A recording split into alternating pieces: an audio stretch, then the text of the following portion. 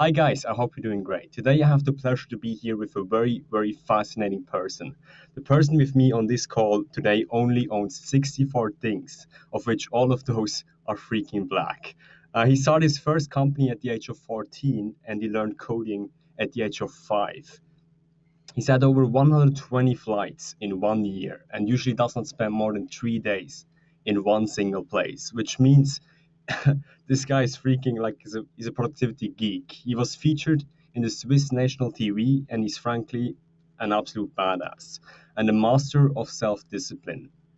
I felt compelled to share with you the insights of this unconventional man, Cédric Waldburger. Thanks for being here, man. You're freaking awesome. Hey, Florian, thanks for having me. So, Cedric, the reason why I want to have you on this call is especially in the interview that you had of this mini series on the Swiss TV. Some people might call your behavior odd or weird, but to me, it feels like you're the opposite of a sleepwalker. I mean, everything that you do in your life is very conscious. And I just want to ask you, was it always like this? I don't think it has always been like that. Although I've always been striving for more conscience in my life. I think early signs of that is when I was a kid and my parents wanted to give away stuff that was still fully functioning. Like one example is like some furniture they had. That was a huge deal to me, and we had like week-long discussions. Yeah. So I've probably always been a bit more focused on what's essential and what's not. But I think the last 5 to 10 years, becoming an entrepreneur and then an investor, has kind of accelerated that process. Yeah, I think it's freaking fascinating because right now what we see online is exactly the opposite. Like we're having a consumeristic society, always having more and more stuff, and you're going into the complete opposite direction, asking yourself what is important to me, and then just basing your life on that one important thing, which I think is awesome and an idea worth sharing. So, what I want to ask you, Cedric, what is the book or books you've given most often as a gift and why? I mean, because books are usually things, or at least when you give them digitally Yeah. as a present, it's a bit awkward to say, "Hey, here's an Amazon voucher, go download that book." So I don't gift book that often, but I give out recommendations. One of the books that a lot of my friends have since read is "Surely You're Joking, Mr. Feynman," which is Okay. a guy who was working on some quite sincere stuff. He was part of the Manhattan Project, out of which the atom bomb originated. But he's had such and there's been some tragedies in his life, but he's always had such a happy way of looking at things in life. That's always fascinated me. Yeah, that's cool. Because some people might argue that your life involves a lot of risk. You're a startup guy, you're an entrepreneur, you're traveling a lot, you're meeting new cultures. So, how is your aspect when it comes to dealing with risk, dealing with uncertainty? I think I try to be very conscious of them.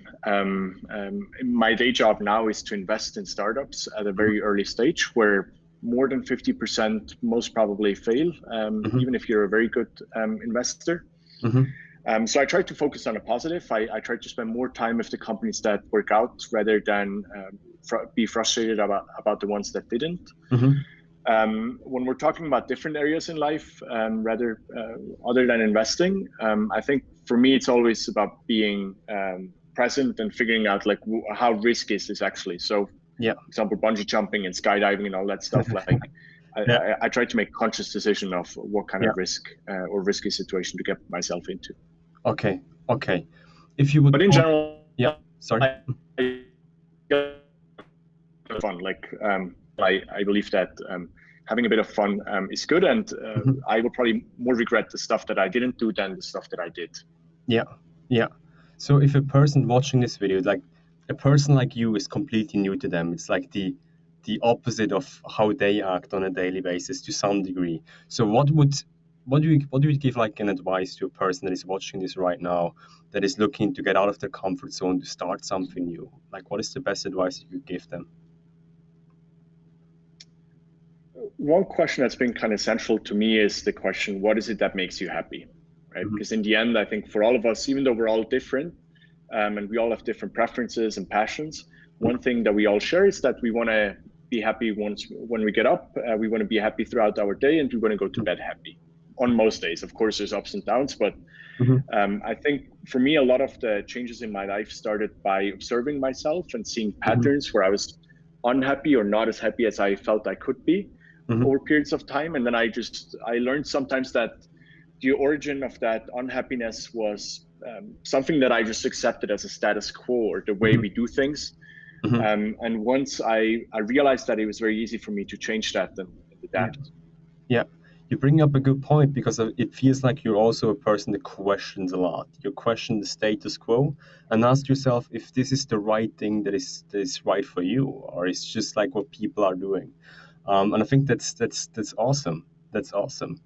I've also seen that your life involves a lot of structure and a lot of discipline, so to speak, because you review your life on a 3-month basis.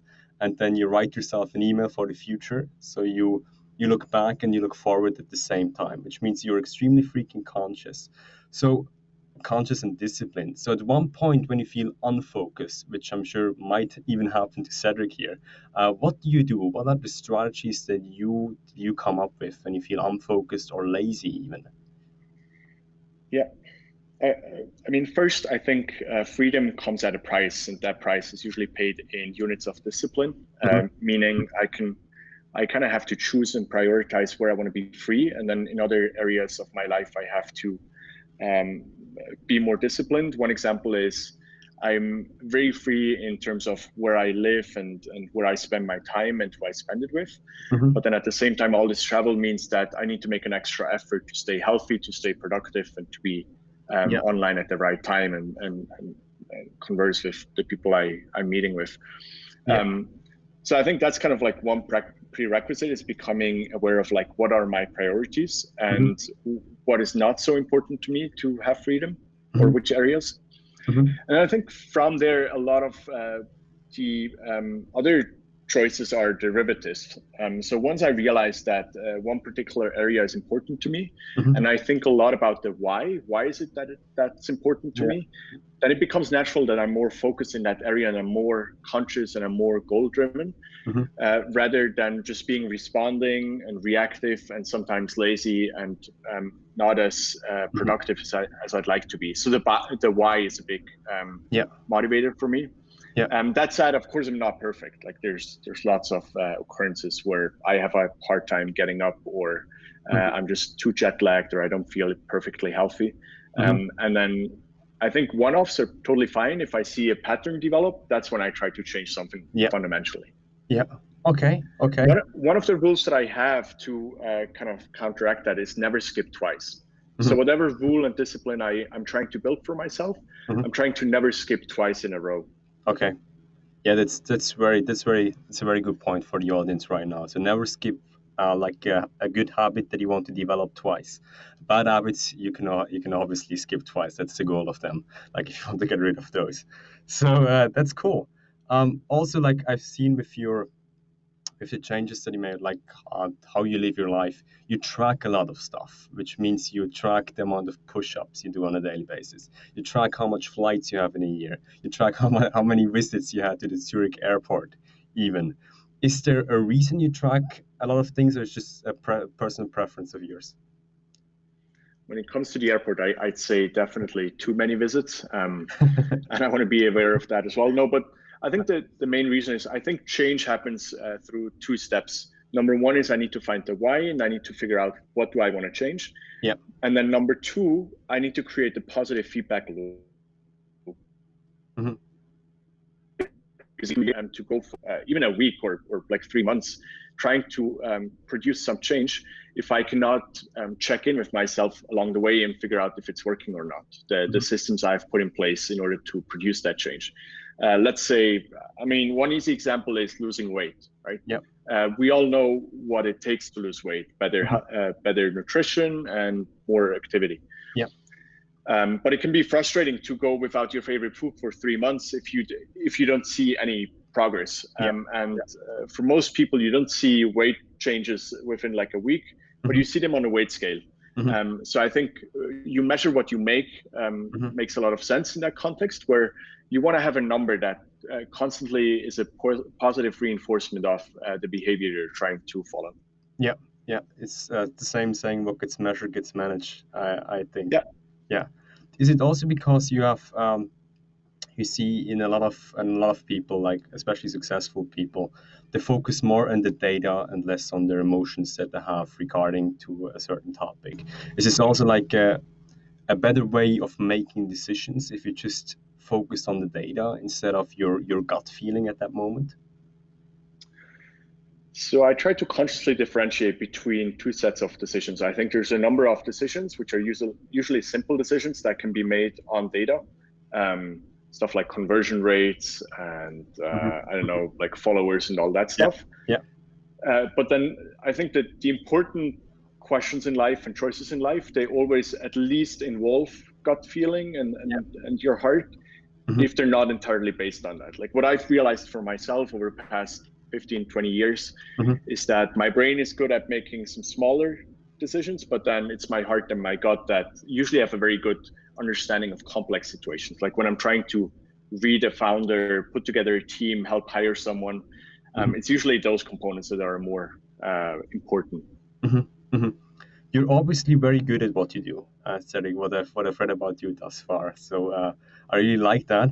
And what do you see is like bad advice that people give out in your line of work, like as a startup guy, as an investor, as a founder? What is bad advice that you see people giving out? I think number one, what helps me be at least energized at my job, and I think a lot of the results have happened over the last 17 years since I started my first company. So it was not an overnight be successful at this and that. Yeah. A lot of it is because I'm so passionate about what I do.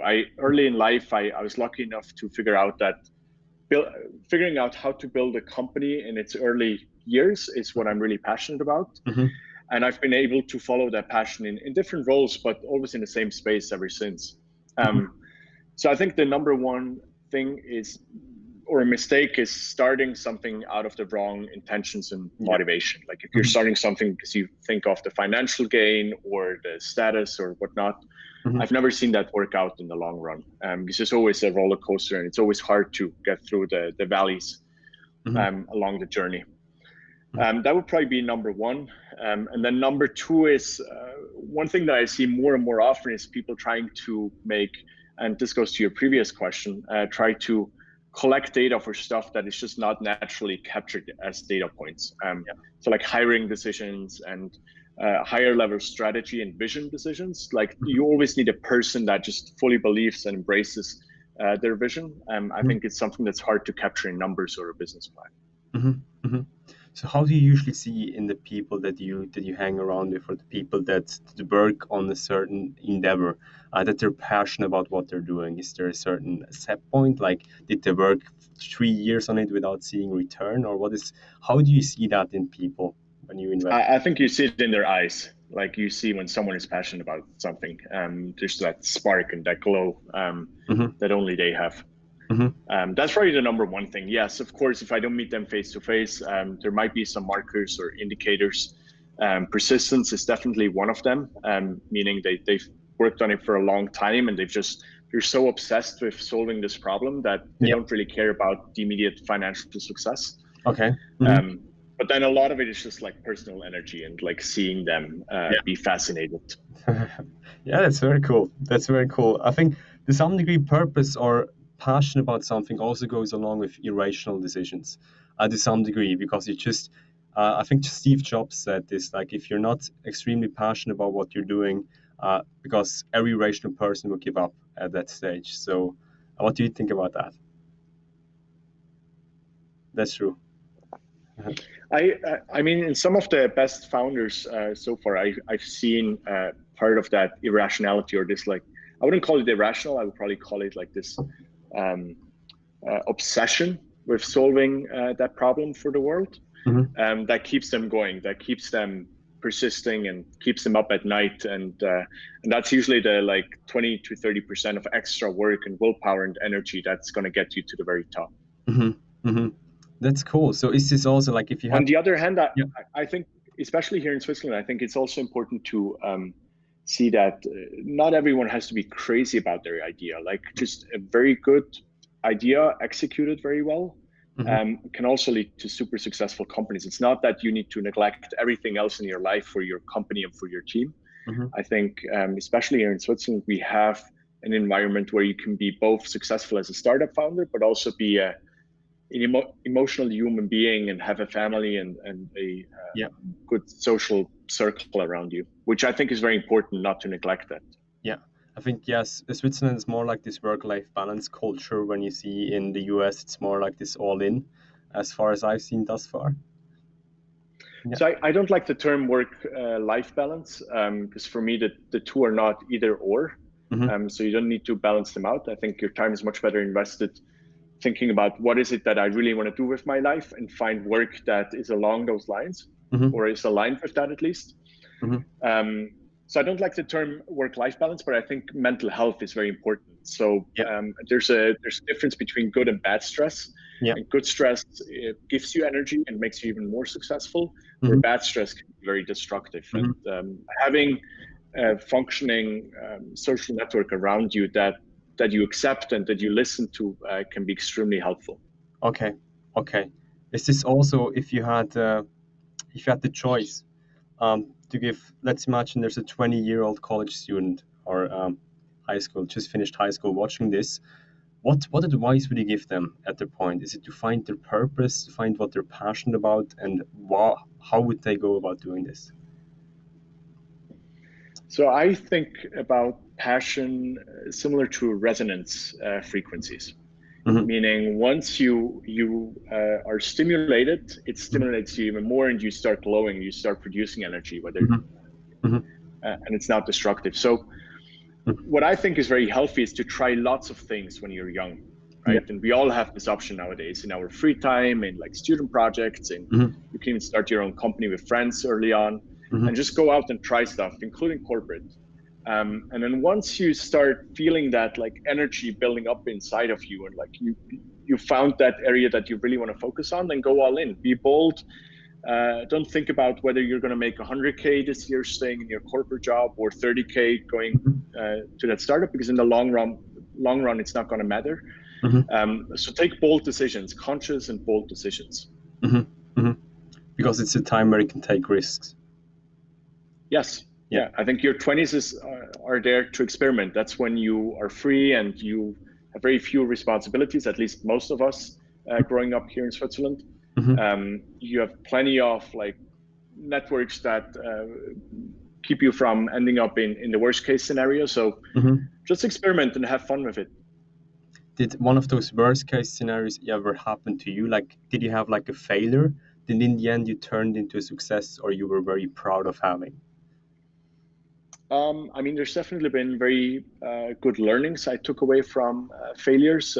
One of them, I once started a company between Hong Kong and Paris. It was an online tailor. And this was back in 2011, I think, when online tailors were, everyone was building them and they were good business, good product. And I started with a team where from the beginning, I felt like we were B players or B minus players even. And but I thought the product and the market were so strong that we would get over that initial hurdle. But of course we never did. Like the team is everything at the beginning. So that was one of the very valuable learnings for me early on. Other than that, I think the financial failures, they were mostly good school and a good training for me to not repeat that mistake. So they've been very good teachers. The financial failures were a success on the learning side, which is just as important. Okay. Yeah, that's very nice. With the people that you had, like, how did you see that they were B players? How did you realize, okay, we are not on the highest level that we can be? Was there like one trait that you've seen in those people? So not specifically in them, I think. For me, it was more of a gut feeling, right? Yeah. There were too many situations where I just didn't feel aligned. And by the way, I would say I was a B- player as well in that field. So it was not their fault; it was our fault that it didn't work out. More generally, what I would say is that if I look at a founder team, I look for people that are diverse and complementary. Meaning you cannot have one person that's super strong and everyone that follows them, but you want to have different personalities. You want to have people that are conscious and that realize their own limitations and are aware of them and know how to let other people help them. And then third, I'd say the big vision, like seeing the big picture is important, right? Because you don't want to build a feature, you want to build a product and then a company. You want to build something that always aspires to a bigger vision. Those are probably three traits that I think are super important for founders. Yeah. For people that are not in the business sphere, do you think you're looking for similar stuff when you're choosing the people that you hang around with, like your social circle? Is it also this drive for more, this compatibility to some degree, and this big vision? So I definitely look for people that are diverse and complementary. I don't want people that are yes men. I want them to challenge me, especially in a personal environment. To some degree, I think it's normal for all of us to kind of end up in a somewhat narrow social band. Like even if we think like the 5 people we spent the most time with, they're all different. When you really, like for me, it's always a good experience to go back to the Air Force or Army, which I do about once a year, as we do here in Switzerland. And that's where I get mixed with people from all walks of life. And that's usually a good experience because I see that there's so much more than what I usually, the people that usually surround me. But in general, I think, of course, there's a component where I want to be friends with the people that I hang out with. But I also want them to be different and have different thinking and thoughts and to challenge me because that's just something I really enjoy, being challenged and challenge other people in their thinking, their thought process. Yeah. Okay, that's good. It's funny because most people associate with people that are more of the yes men of keep them on their current level and not really looking for a challenge or just people that could propel them further. I think it's mostly because they feel comfortable with their current social circle. And maybe that's fine. Whatever makes people happy and gives them energy, right? I actually drive a lot of, I get a lot of energy from being challenged and being pushed towards my boundaries and sometimes over. So maybe that's why I like associating myself with people that do challenge me every now and then. Yeah. That's cool. That's cool, Cédric. So we're nearly at the end of our time here. I usually schedule your meeting in 30-minute blocks. I just want to ask you one last question. If you had the billboard, if you had the message that you could put out to every single person on this planet, every single person would see this message, what would you write on this message? Could be one word, could be a paragraph.